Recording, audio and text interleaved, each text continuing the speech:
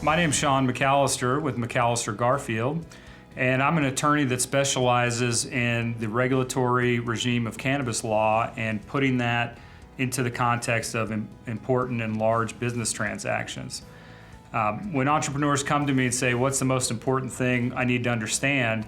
What you need to understand is that cannabis is a different area of law. This is not franchise law. This is not regular business law. I call it the cannabis-only transactions, that there are provisions in your cannabis contracts and your cannabis legal dealings that you won't see in any other form of law. You won't see it in regular business law, and you really need experts like we have at McAllister Garfield who can help you craft your contracts to make sure that they have those marijuana-only provisions. For example, in Colorado, a normal lease from a landlord might allow you to take a percentage of profits of the tenant, but in cannabis, you can't do that because the regulator thinks that might make the landlord an owner.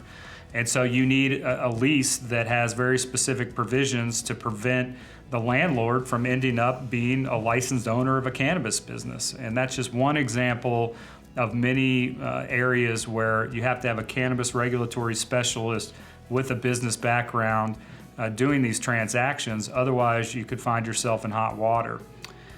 So the attorneys at McAllister Garfield think about these problems every day. We know the regulators, and we interact with them to make sure our agreements fit the regulatory regime.